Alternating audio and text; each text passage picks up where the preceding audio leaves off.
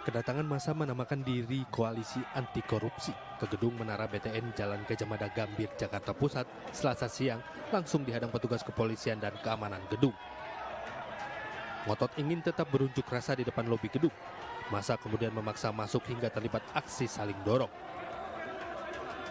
Meluapkan kekesalannya, massa juga membakar ban bekas di setiap akses keluar masuk gedung. Diketahui aksi unjuk rasa ini merupakan bentuk desakan massa kepada pihak bank milik pemerintah ini agar segera mengganti uang sejumlah nasabah senilai belasan miliar rupiah yang menghilang dari rekening pada 2022 lalu. Massa juga meminta oknum pegawai bank yang menyalahgunakan uang para nasabah dihukum. Ada beberapa uang milik nasabah yang raib secara tiba-tiba, yang dimana uang itu disimpan secara resmi di bank BTN, kemudian tanpa seizin dari nasabah, uang itu bisa ditransfer, bisa dipakai oleh salah satu oknum, saya katakan oknum di karyawan oknum karyawan BTN. Meski tidak ada perwakilan dari bank yang menemui mereka, pengunjuk rasa mengancam akan kembali menggelar aksi dengan sejumlah massa yang lebih besar jika tuntutan mereka tidak dipenuhi. Dari Jakarta, Rani Sanjaya, iNews melaporkan. Aksi kekerasan yang terjadi di lapangan basket Pasar Lama Sentani, Kabupaten Jayapura, Papua viral di media sosial. Pengeroyokan tersebut melibatkan 3 orang remaja putri berinisial FY 17 tahun, SE 17 tahun, dan PP yang masih dalam pencarian polisi.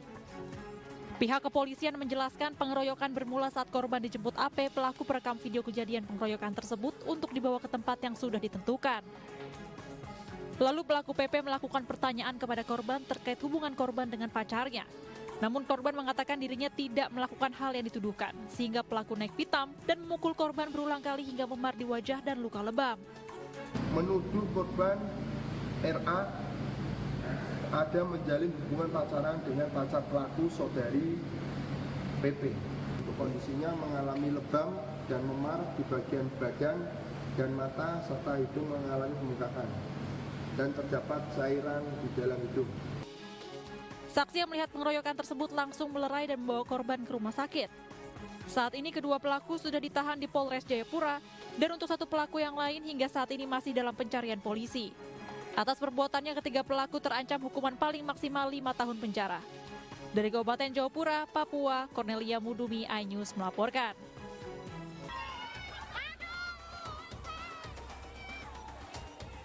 Warga seketika berhamburan dan panik saat tembok bangunan Gereja Santo Yohanes Paulus II di Kabupaten Sika, Nusa Tenggara Timur roboh dihantam angin kencang. Akibatnya seorang penjaga gereja tertimpa reruntuhan tembok setinggi 15 meter. Korban menderita luka serius di bagian kepala dan langsung dilarikan ke rumah sakit oleh warga. Sedang istirahat tidur, lama angin kencang di gereja itu, maka korban yang satu sementara sudah ditolong di rumah sakit. Jadi dia mengenai apa rentuhan tembok? Hingga kini warga masih membersihkan puing-puing tembok bangunan. Diduga struktur bangunan yang tidak kuat sehingga mudah roboh ketika diterjang angin. Dari Sika, Jody Nura, iNews melaporkan. Kondisi tangki yang terisi penuh bensin membuat api dengan cepat membesar. Warga yang panik pun berupaya memadamkan api dengan alat seadanya. Setelah 30 menit, api berhasil dipadamkan oleh warga setempat. Diduga motor terbakar akibat korsleting listrik. Tidak ada korban jiwa maupun luka dalam peristiwa tersebut. Namun akibatnya arus lalu lintas sempat mengalami kepadatan.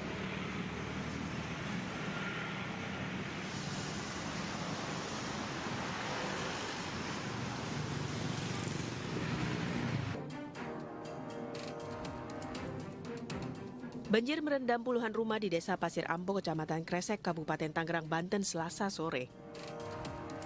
Selain merendam permukiman, banjir juga merendam akses jalan hingga mengganggu aktivitas warga. Menurut warga, banjir terjadi akibat tanggul Sungai Cidurian yang jebol sejak 2015 lalu tak kunjung diperbaiki. Akibatnya air sungai meluap merendam permukiman warga saat hujan turun. Tanggul banjir ini kan dari 2015 kok tidak ada perbaikan. Tolong dari pemerintahan, baik dari kecamatan atau dari kabupaten, tolong dorong ke provinsi. Ini kan ranah provinsi, Balai Besar. Coba dari 2015 ini tanggul 5 titik yang jebol, tidak ada reaksi pembangunan. Menurut Pemkab Tangerang, banjir akibat luapan Sungai Cidurian dan Cimanceri meluas dari 2 kecamatan menjadi 4 kecamatan. Meski banjir di Kecamatan Tiga Raksa dan Kecamatan Kresek tidak lagi tinggi karena air cepat surut. Dari provinsi sudah bantu juga logistik, dari kabupaten juga lebih awal juga sudah membantu melalui Badan Penanggulangan Bencana Daerah, juga dengan dinas sosial sudah merespon itu untuk kepentingan keseharian bagi masyarakat yang terkena banjir, yang sementara ada yang diungsikan, kita siapkan logistik itu. Pemerintah Kabupaten Tangerang menyatakan akan berkolaborasi dengan Pemprov Banten, Balai Besar Wilayah Sungai dan Kementerian PUPR untuk mencari solusi penanganan banjir. Dari Kabupaten Tangerang, Ai Marani, iNews melaporkan.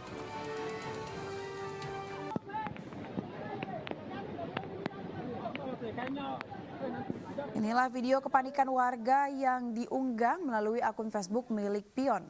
Dalam unggahan tersebut terlihat warga panik saat banjir lumpur melanda 2 dusun di Desa Sangi-Sangi, Kecamatan Launti, Kabupaten Konawe Selatan, Sulawesi Tenggara. Air sungai meluap usai hujan turun tak henti sejak Minggu 28 April. Untuk mengurangi ketinggian air, personil Polsek Launti dan masyarakat setempat berusaha membersihkan kayu dan sampah yang menghambat aliran sungai. Tidak ada korban jiwa dalam peristiwa tersebut, namun kerugian material diperkirakan mencapai ratusan juta rupiah.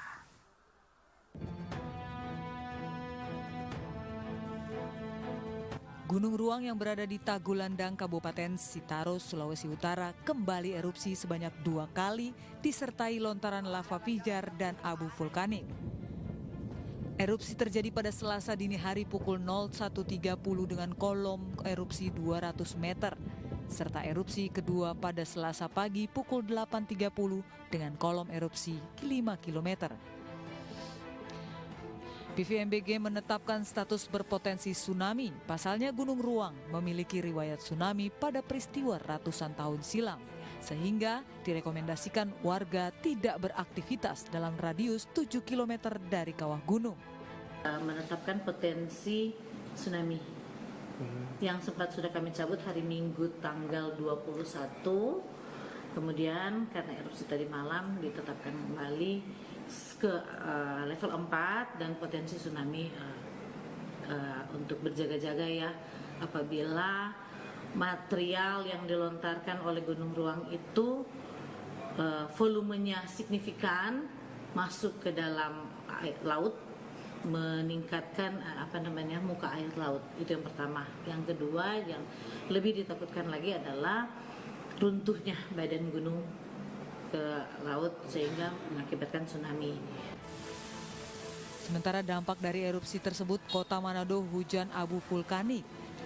Sejumlah kendaraan yang terparkir di pusat Kota Manado tertutup abu vulkanik. Warga harus memakai masker untuk beraktivitas di luar rumah karena hujan abu vulkanik masih terus terjadi. Jadi ini dampaknya lebih besar dari yang lain. Jadi tetap memakai masker, Pak? Iya, jaga-jaga. Jangan sampai terhirup debunya juga, matanya juga. Tuh. Akibat erupsi Gunung Ruang tersebut, pemerintah Kota Manado dan sekitarnya meminta warga untuk waspada terhadap dampak abu vulkanik yang dapat membuat gangguan pernafasan serta gangguan pandangan bagi pengendara. Dari Manado, Sulawesi Utara, Jeffrey Langi, iNews melaporkan. Penutupan bandara diumumkan pada Selasa siang dan penutupan berlaku hingga Rabu 1 Mei pukul 12 waktu Indonesia Tengah. Penutupan bandara ini untuk kedua kalinya ini dilakukan setelah pihak bandara berkoordinasi dengan PVMBG karena sebaran abu vulkanik Gunung Ruang mengarah ke arah barat daya dan jalur lintasan pesawat tertutup abu vulkanik. Dari penutupan Bandara Internasional Samratulangi terdapat 38 penerbangan dengan 3.842 penumpang batal berangkat. Namun para penumpang diberikan fasilitas untuk mengajukan pengembalian uang tiket 100% atau penjadwalan ulang.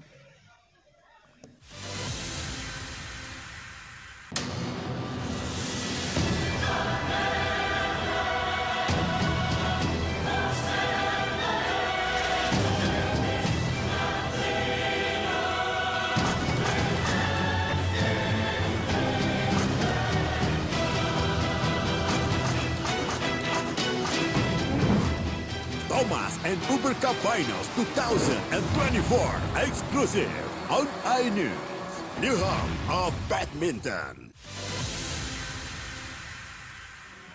Puluhan warga mengepung seorang WNA asal Singapura, GW, yang diduga hendak menculik seorang anak di kawasan depan perumahan Taman Karina, Kelurahan Tanjung Gunjang, Kecamatan Batu Aji, Kota Batam. Warga yang geram nyaris menghakimi WNA ini.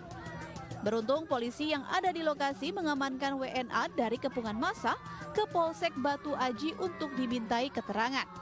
Peristiwa bermula saat seorang warga menuduh WNA ini melakukan penculikan terhadap seorang anak saat kedapatan merayu sang anak dengan permen. Hal ini diperparah saat GLJ tidak bisa diajak komunikasi menggunakan bahasa Indonesia. Namun setelah dilakukan pemeriksaan tidak ditemukan adanya unsur penculikan seperti yang dituduhkan warga. Selanjutnya GW diserahkan ke kantor imigrasi Batam. Orang asing tersebut melakukan sesuatu hal mungkin yang dinilai oleh pihak masyarakat itu adalah hal yang dilakukan tidak seperti biasanya, sehingga masyarakat merasa curiga dengan kelakuan atau apa yang dilakukan oleh orang asing tersebut. Lantaran sudah menimbulkan keresahan di masyarakat, pihak imigrasi Batam melakukan tindakan administratif berupa deportasi dalam waktu dekat. Dari Batam, Kepulauan Riau, Gusti Yenosa, iNews melaporkan. Penyidik kepolisian Polres Mesuji menggelar rekonstruksi kasus pembunuhan seorang guru honorer Rosia Aprilia di rumah dinas SD Negeri 8 Tanjung Raya, Kabupaten Mesuji, Lampung, Selasa sore. Rekonstruksi menghadirkan pihak keluarga dan dijaga ketat oleh pihak kepolisian. Pelaku yang merupakan calon suami korban memperagakan 31 adegan. Dimulai dari pelaku datang dan masuk ke rumah dinas korban, pelaku mengambil pisau di dapur lalu menghabisi nyawa korban di dalam kamar dari arah belakang. Usai kejadian pelaku pergi meninggalkan lokasi. Pelaku AA menghabisi nyawa korban lantaran cemburu korban dekat dengan lelaki lain dan merubah rencana pernikahan. Atas perbuatannya pelaku terancam hukuman mati. Dari hasil pelaksanaan tadi ada 31 adegan yang diacarakan dalam pelaksanaan rekonstruksi.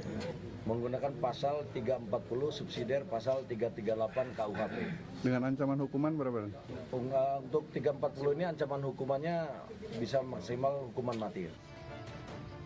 Sebelumnya warga desa Bujung Boring baru digegerkan dengan penemuan jasad seorang guru honorer Rosia Aprilia dengan kondisi bersimbah darah dan luka sayatan senjata tajam di leher di dalam rumah dinas SD Negeri 8 Tanjung Raya, Kabupaten Mesuji pada 29 Februari 2024 lalu.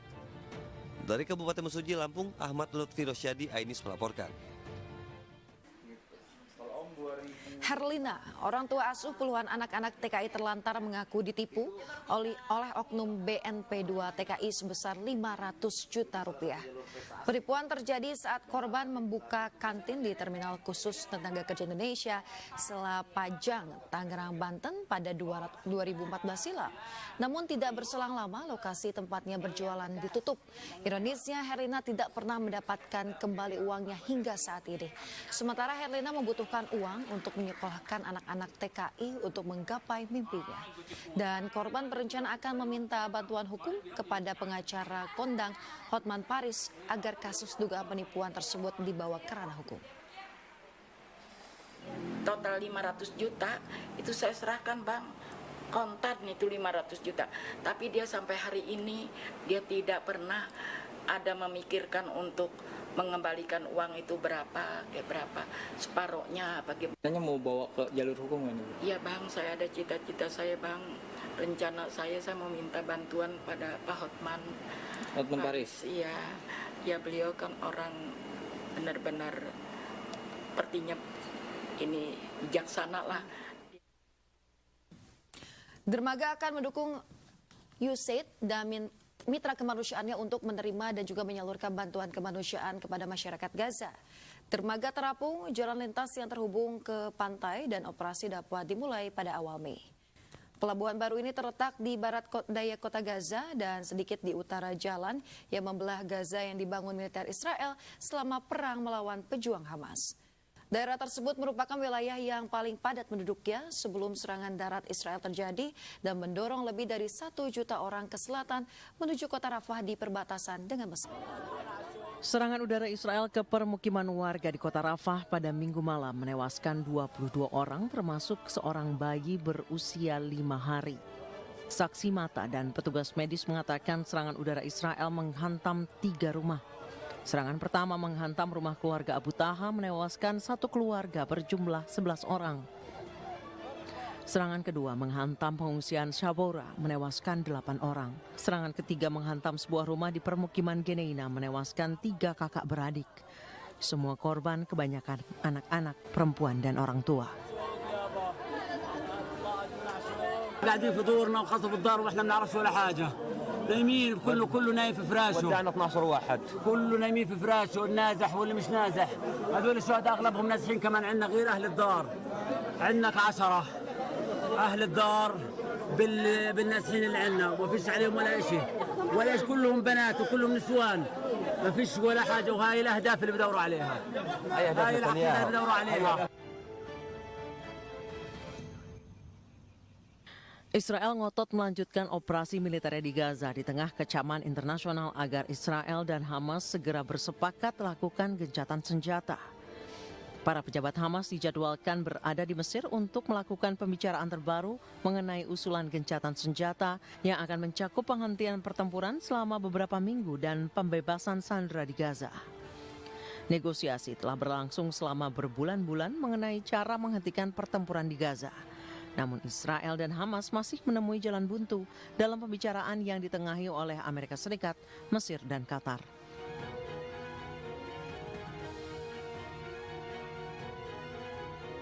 Hamas menuntut Israel mengakhiri perang dan meninggalkan Gaza. Namun Netanyahu menolak dan mengancam akan melancarkan invasi darat ke Rafah, tempat lebih dari 1 juta warga Palestina berlindung. Rafah, daerah yang terletak di sepanjang perbatasan antara Gaza dan Mesir, saat ini menampung lebih dari separuh penduduk Gaza. Banyak warga Gaza mencari perlindungan dari agresi militer Israel. The court, by 15 votes to 1, find that the circumstances as they now present themselves to the court are not such as to require the exercise of its power under Article 41 of the statute to indicate provisional. Menutup pintu masuk dan mengibarkan bendera Palestina di luar jendela dalam eskalasi demonstrasi terbaru menentang perang Israel-Hamas yang telah menyebar ke kampus-kampus di seluruh negeri. Para pengunjuk rasa di kampus Columbia di Manhattan bergandengan tangan di depan Hamilton Hall pada Selasa pagi dan membawa perabotan serta barikade logam ke gedung tersebut. Salah satu dari beberapa barikade yang diduduki selama protes hak-hak sipil dan anti perang Vietnam tahun 1968. Postingan di halaman Instagram penyelenggara protes sesaat setelah tengah malam mendesak masyarakat untuk melindungi perkemahan dan bergabung dengan mereka di Hamilton Hall.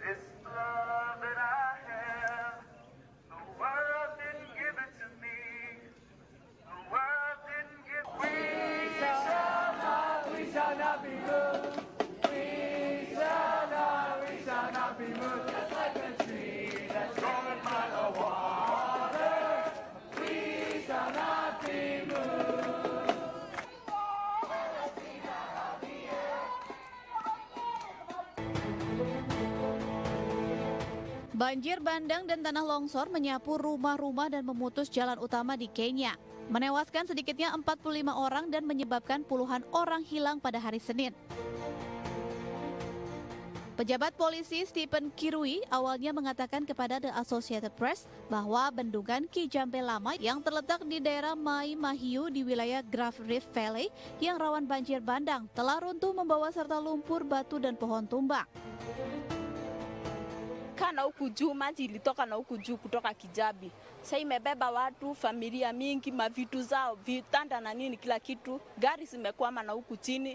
So watusaidie vyovyote tu wawezavyo ili tuweze hata sisi kusaidika. Namun dalam sebuah pernyataan Senin malam, Kabupaten Nakuru mengatakan bahwa masa air yang menyebabkan banjir bandang adalah terowongan kereta api yang tersumbat. Palang Merah Kenya mengatakan 109 orang dirawat di rumah sakit, sementara 49 lainnya dilaporkan hilang. Hujan yang terus berlanjut di Kenya telah menyebabkan banjir yang menewaskan sedikitnya 169 orang sejak pertengahan Maret, dan Departemen Meteorologi negara tersebut telah memperingatkan akan adanya lebih banyak curah hujan.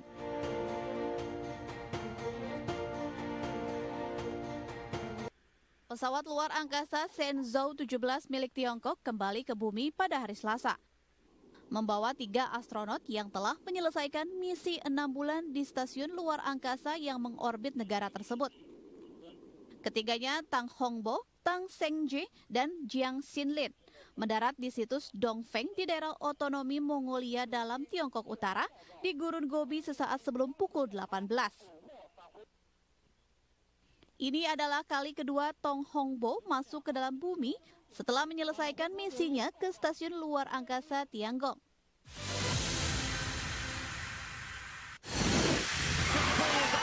Formula E World Championship kembali digelar. Balapan lengkap sepanjang tahun.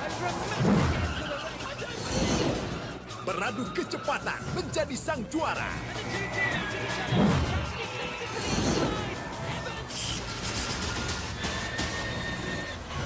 Formula E World Championship 2024 hanya di iNews.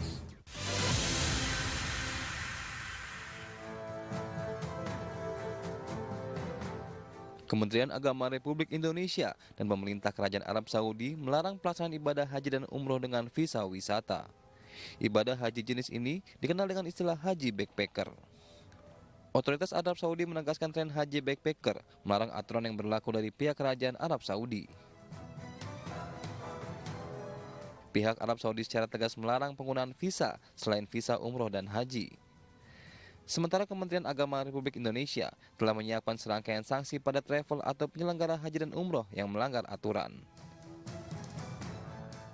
Pasti akan ada tindakan tegas dari sana, dan kami juga akan melakukan tindakan tegas bagi travel-travel, biro-biro haji dan umroh yang nekat memberangkatkan jamaah ya, tanpa menggunakan visa resmi. Kami akan melakukan tindakan yang tegas.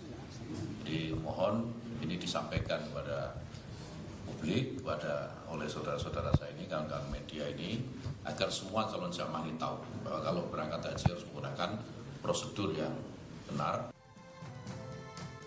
Pemerintah Arab Saudi telah mengeluarkan fatwa bagi para jemaah haji yang berangkat tanpa menggunakan visa resmi. Fatwa tersebut menyatakan bahwa ibadah haji tak sah jika tidak menggunakan visa resmi. Dari Jakarta, tim liputan iNews melaporkan. Antusiasme ribuan pendukung fanatik timnas Indonesia termasuk Gubernur Kalimantan Utara Zainal Arifin Paliwang pada acara nonton bareng semifinal Piala Asia U23 di Taman Berkampung Tarakan sangat tinggi. Ribuan pendukung Garuda Muda yang datang sejak 2 jam sebelum pertandingan dimulai begitu bersemangat dan terus memberikan dukungan meski menonton melalui layar lebar. Tak hanya kalangan dewasa, namun usia anak-anak juga memberikan dukungan kepada timnas Indonesia U23.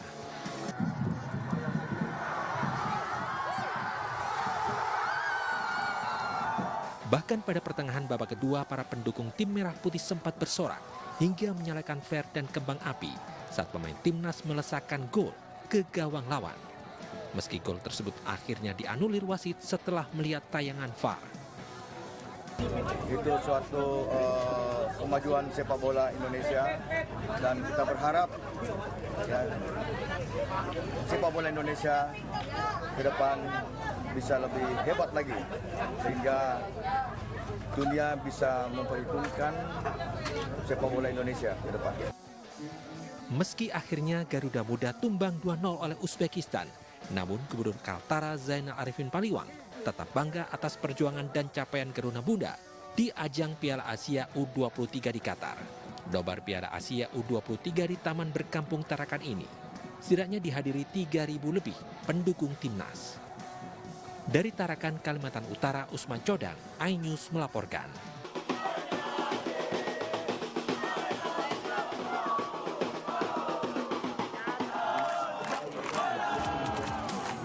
Banyaknya warga yang datang untuk nobar membuat kawasan Anjungan Pantai Losari padat. Warga yang hadir menyaksikan Timnas U23 berlaga melawan Uzbekistan melalui 2 layar besar LED yang disiapkan oleh Pemkot Makassar. Sementara itu sejumlah warga yang tidak mendapat tempat rela menyaksikan Timnas berlaga di atas pohon.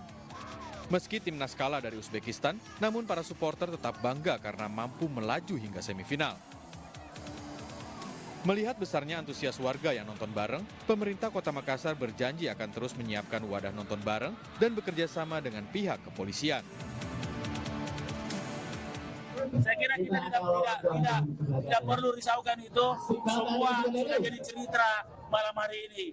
Insya Allah 3-4 kita menang dengan nomor 3 nanti insya Allah lolos Olimpiade. Atau mau fight back? Mau nyerah atau mau fight back? Kasih lihat kita bangsa yang kuat, nggak bisa diinjak-injak.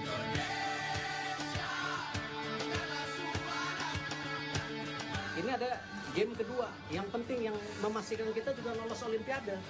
Tempat ketiga, kita mau nyerah atau mau fight back? Mau nyerah atau mau fight back? Ayo, come on! Kasih aja, come on! Ayo, kita percaya kalian. Kalian bisa. Pak Menpora di sini. Presiden nonton kalian. Seluruh rakyat Indonesia nonton kalian. Kasih lihat kita bangsa yang kuat. Nggak bisa diinjak-injak. Jangan ngeluh, kita fight back. We are strong and we can fight back. Come on. Come on.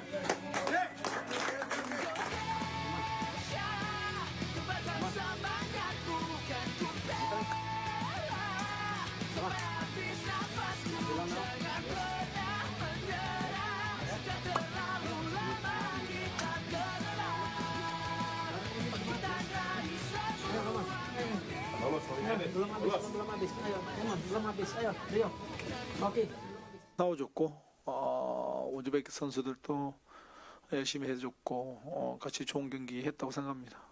좀 아쉬운 부분도 있고 하지만 그래도 뭐 우즈베키스탄이 잘해서 승리했는 것을 축하드리고 아직 뭐 기회는 남아 있으니까 우리가 3, 4위전에서 더 잘 준비해서 꼭 올림픽 갈 수 있도록 준비하도록 하겠습니다. 네, 우리 선수들이 좀 경기 전에 많이 좀 긴장하지 않았나.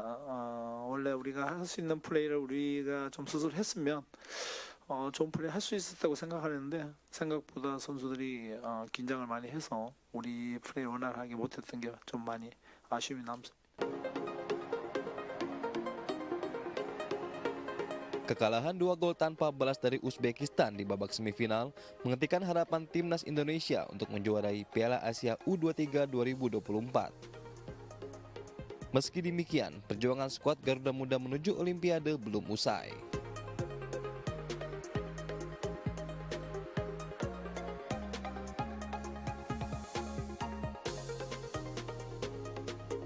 Anak asuh Sinteyong memiliki peluang mengamankan 1 tiket ke Paris jika berhasil mengalahkan Irak di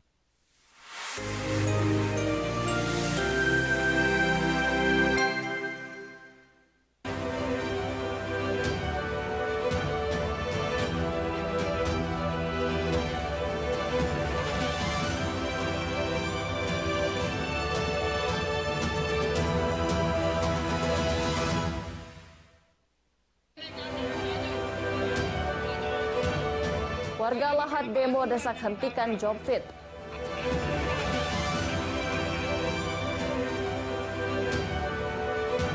Golkar tunggu hasil survei Cagup Sumsel.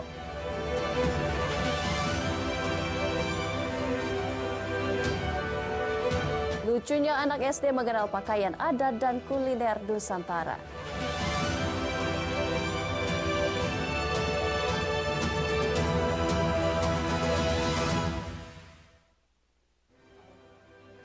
Selamat pagi, apa kabar pemirsa? Kembali News Sumsel hadir menjumpai Anda hari ini Kamis 2 Mei 2024. Selain 3 berita utama tadi, sejumlah informasi menarik lainnya akan kami hadirkan untuk menemani pagi Anda.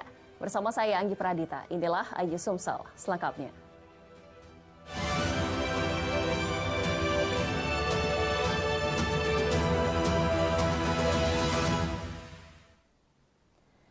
Kita awali informasi pertama pagi ini pemirsa, kebijakan job fit atau uji kesesuaian bagi pejabat di Lahat menuai kontra di masyarakat. Ratusan massa mendesak kebijakan yang diambil PJ Bupati Lahat dihentikan.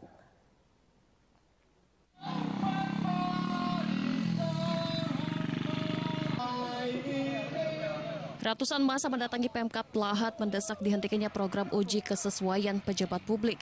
Program ini berjalan dan diikuti lebih dari 25 pejabat di Lahat. Sejak awal program ini banyak menuai kontra di kalangan masyarakat. Salah satu dianggap mencolok adalah job fit yang dilakukan belum dianggarkan dan berjalan menggunakan dana bencana tak terduga. Kemudian dalam waktu dekat, Lahat akan menghadapi pilkada sehingga tidak boleh ada perpindahan pejabat sebelum, sesaat dan sesudah selama kurun waktu tertentu. Dua hal ini dinilai pendemo menjadi dasar untuk dihentikannya job fit.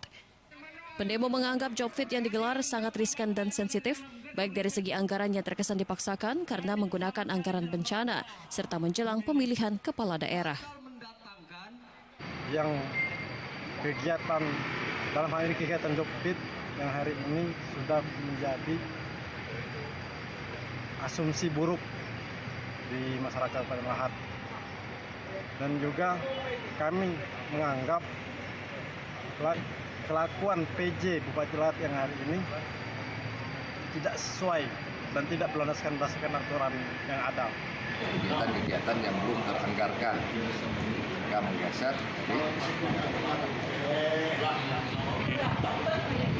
Ini malah belajar tidak tertunda, sedangkan belajar tidak tertunda ini dicadangkan untuk bencana alam, bencana sosial dan sifatnya. Dan kami memandang job fit ini. Jadi intinya ini nanti ada rekomendasi dari hasil rapat kita hari ini, nanti disampaikan oleh pimpinan DPRD kepada PJ Bupati. Jadi kita sama-sama nunggu rekomendasinya dan apa hasilnya. Terima kasih, Pak.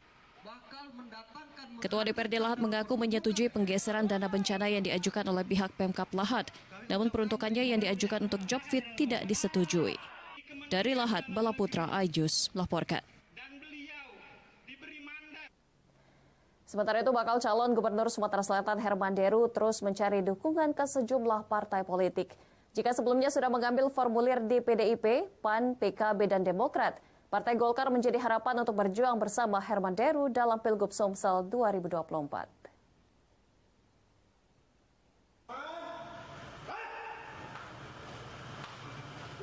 Meski tak membuka pendaftaran untuk Pilkada Sumsel, Herman Deru optimis partai berlambang pohon beringin bakal mengusungnya. Hal ini disampaikan Ketua Tim Pemenangan Herman Deru, Alfrenzi Panggarbesi, di kantor DPD 1 Golkar Sumatera Selatan. Menurutnya Herman Deru ingin mendaftar di Golkar sebagai bakal calon gubernur dan siap mengikuti mekanisme di Golkar. Golkar merupakan partai besar dan pemenang pemilihan legislatif lalu, sehingga kandidat yang bakal diusung Golkar berpeluang menjadi pemenang.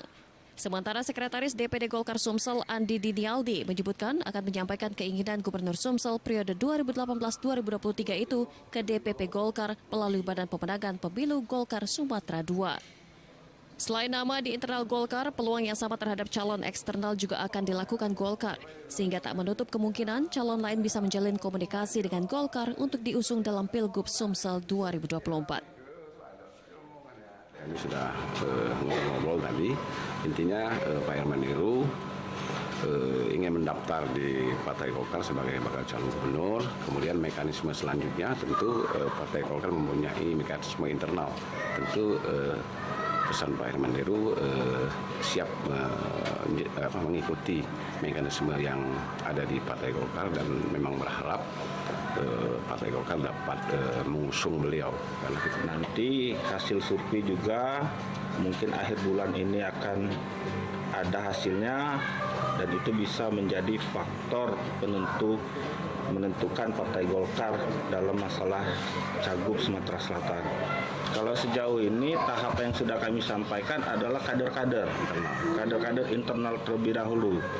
Dan kemungkinan kami akan mengusulkan kembali kalaupun ada nama-nama yang masih berkeinginan untuk bergabung dan diusung oleh Partai Golkar. Hasil survei akan keluar akhir Juni mendatang, termasuk untuk para calon di wilayah Sumatera bagian selatan. Hasil survei akan menjadi penentu siapa yang bakal diusung Golkar. Dari Palembang, Bambang Irawan, Aijus melaporkan.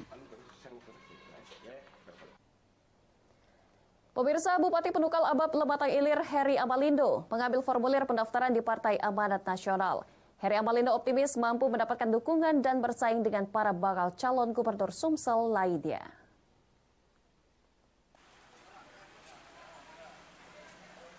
Di antara para pendukungnya, Heri Amalindo mendatangi langsung kantor DPW PAN Sumsel untuk mengambil formulir pendaftaran bakal calon gubernur Sumsel. Bupati Pali 2 periode ini berharap nantinya akan tergabung bersama dalam kontestasi pemilihan gubernur Sumsel 2024-2029. Heri juga ingin menepis keraguan publik yang meragukan keseriusan dirinya all out bertarung dalam Pilgub Sumsel November mendatang.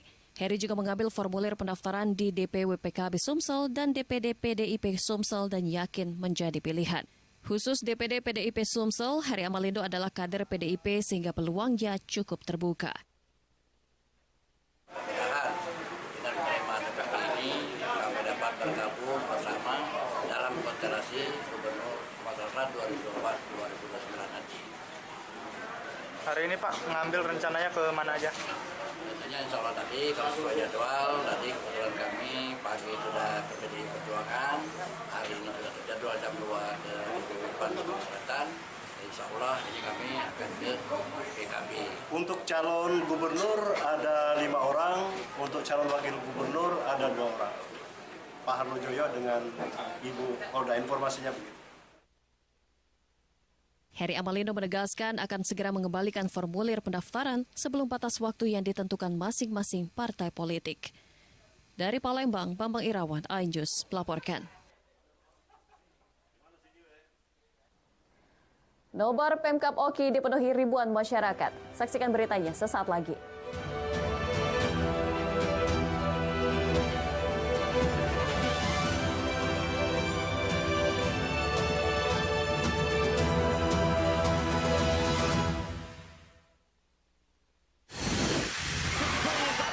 Formula E World Championship kembali digelar. For the first time, we have green. Balapan lengkap sepanjang tahun. Beradu kecepatan menjadi sang juara.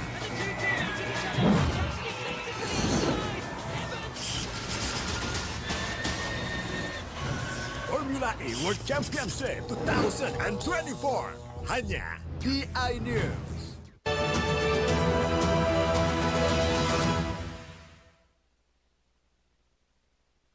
Anda masih bersama kami dalam iNews Sumsel. Pemirsa, pemerintah Kabupaten Oki tak mau ketinggalan juga melaksanakan nobar sepak bola mendukung semifinal Asian Football Confederation AFC Cup U23 antara Indonesia dan Uzbekistan. Nobar digelar di halaman Gedung Kesenian Kayu Agung. Sorak-sorai menyemangati timnas Indonesia cukup bergemuruh.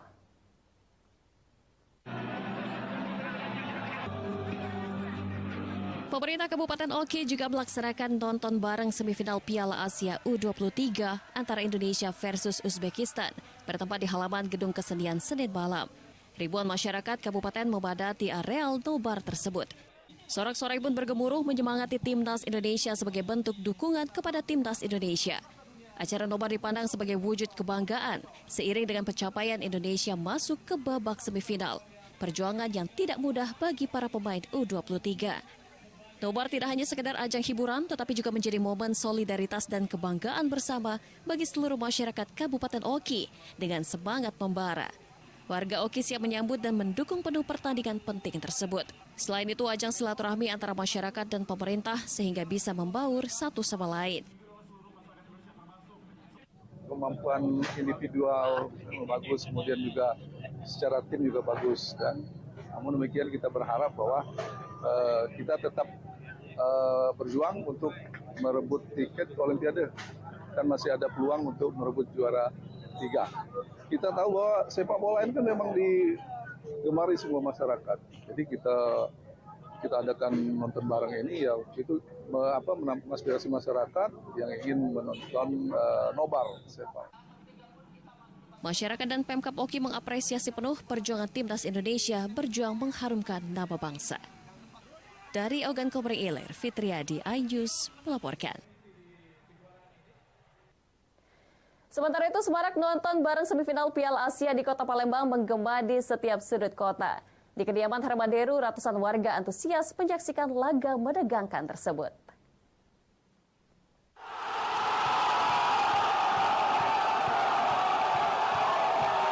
Inilah kemeriahan teriakan warga saat nonton bareng di kediaman salah satu tokoh masyarakat Haji Hermanderu di Jalan Taman Kenten, Kecamatan Ilir Timur 2, Palembang. Teriakan penonton nobar menggema saat timnas U23 mampu mencetak gol. Umpan Arhan Pratama disambut oleh Muhammad Ferrari, bola langsung ditendang mengarah ke dalam gawang. Tak mampu diamankan penjaga gawang Uzbekistan di babak kedua pada menit ke-61. Namun para penonton kecewa di saat gol tersebut dianulir wasit karena dianggap dalam posisi offside. Penonton nobar semakin kecewa saat Kapten Timnas Indonesia Rizky Ridho terkena kartu merah. Kekecewaan menjadi-jadi karena Timnas Uzbekistan mampu memimpin 2-0. Kita tidak melihat skornya, tapi yang lihat semangatnya. Maka kita ajak nobar di sini, didukung MNC, News TV, dan semua pihak. Ini merupakan wujud kecintaan kita kepada tim nasional, artinya warga Indonesia yang selalu bertempur. Mudah-mudahan semangat ini akan terus terpupuk berikut juga masyarakat Sumatera Selatan ini. Kami berharap masyarakat pencinta sepak bola khususnya Sumatera Selatan ini kemenangan di pertandingan selanjutnya agar bisa lanjut ke Olimpiade Paris. Ya.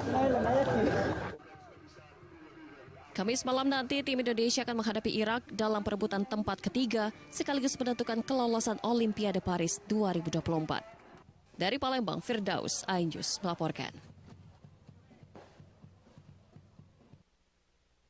Pemirsa, meski diguyur hujan, ratusan pecinta bola di Kota Pagar Alam antusias nonton bareng dengan memadati lapangan Merdeka alun-alun utara untuk mendukung timnas bertanding melawan Uzbekistan.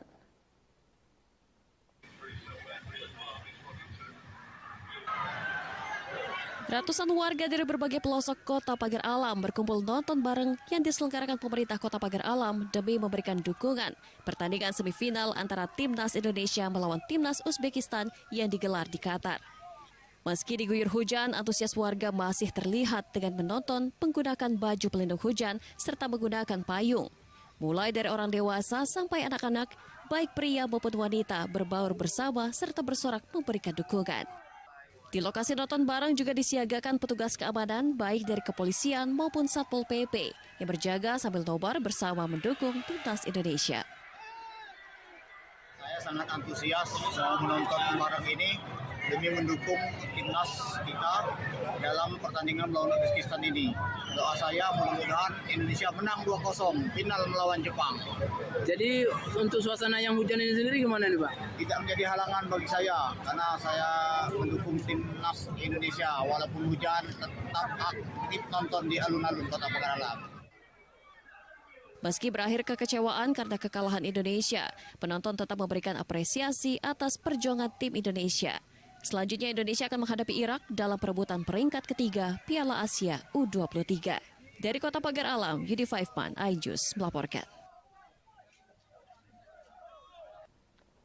Pemirsa, sesaat lagi kita akan menyaksikan lucunya anak SD mengenal pakaian adat dan kuliner Nusantara. Tetaplah bersama kami dalam iNews Sumsel.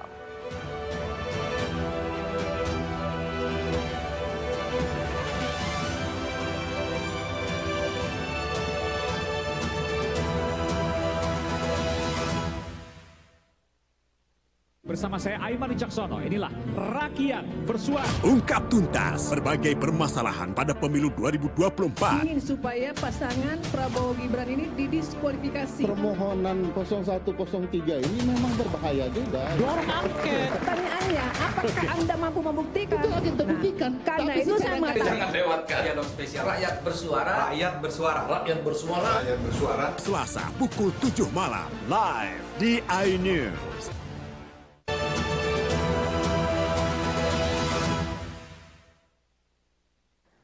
Terima kasih Anda masih bersama kami. Pemirsa, Dewan Perwakilan Rakyat Daerah Kota Prabu Mulih menekankan setiap organisasi perangkat daerah untuk memperbaiki kinerja serta pelayanan khusus bagi Rumah Sakit Umum Daerah Prabu Mulih, Puskesmas, serta Dinas Catatan Sipil yang sering mendapatkan banyak keluhan dari masyarakat.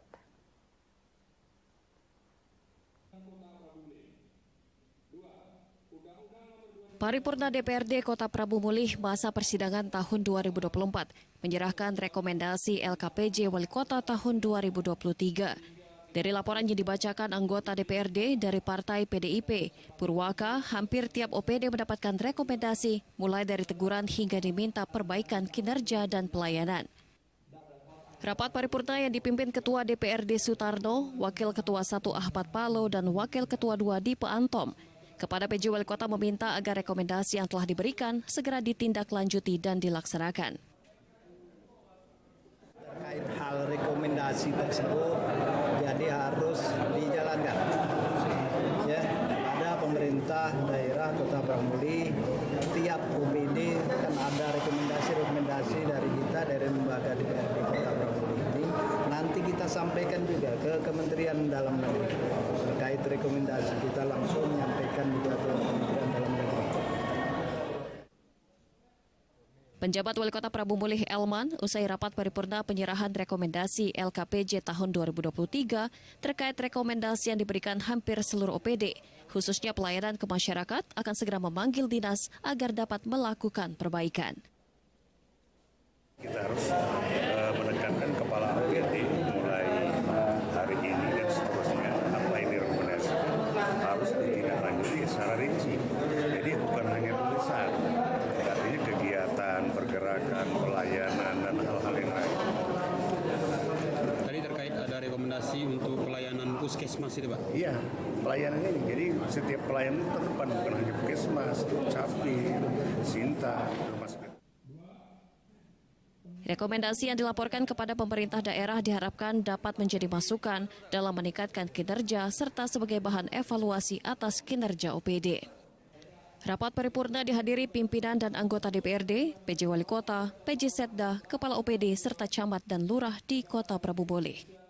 Dari Prabu Mulih, Beri Brima, Ainjus, melaporkan.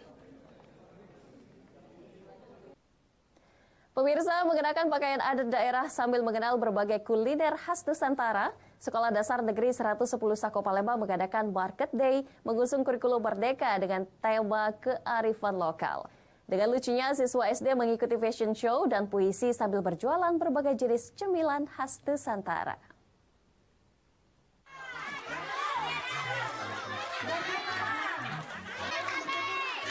Penampilan fashion show dari siswa-siswi Sekolah Dasar Negeri 110 Kelurahan Sialang, Sako Palembang. Para pelajar gembira meramaikan peringatan Hari Kartini di sekolahnya. Memperingati Hari Kartini dikolaborasikan dengan kegiatan Market Day bertemakan kearifan lokal. Kegiatan ini mengusung kurikulum Merdeka dengan proyek penguatan profil pelajar Pancasila atau biasa disebut P5. Anak-anak Sekolah Dasar Negeri 110 Sako Palembang mengenakan pakaian adat daerah, diantaranya batik dan kebaya nasional. Selain penilaian layaknya peragawati, Dewan Juri juga menilai keunikan kostum yang dipadukan dengan pakaian adat, ide kreatif dari para anak-anak itu sendiri. Para murid juga belajar kewirausahaan dengan cara mengelola dan menghitung berjualan. Kepala Sekolah Dasar Negeri 110 Palembang menjelaskan, acara digelar untuk memperkenalkan dan menghargai kebudayaan lokal. Memperingati Hari Kartini kolaborasi dengan kegiatan P5 Market Day. Market Day, proyek penguatan profil pelajar Pancasila dengan tema kearifan lokal.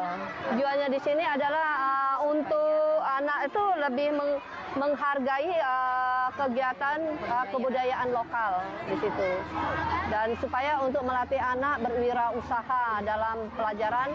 Harapannya semoga akan menampilkan atau memperlihatkan bibit-bibit untuk bakat-bakat yang terpendam, baik dari seni maupun seperti kuliner ini juga ya, Mas. Ya, dan mengenal lagu-lagu wajib nasional. Penampilan lomba puisi juga mewarnai kegiatan ini. Bahkan anak-anak membacakan puisi karyanya sendiri. Dari Palembang, Firdaus Ainjus melaporkan. Pemirsa, informasi tadi mengakhiri Ainjus Sumsel di edisi hari ini. Saya Anggi Pradita dan kerabat kerja bertugas mengucapkan terima kasih atas kebersamaan Anda. Selamat pagi dan selamat beraktivitas.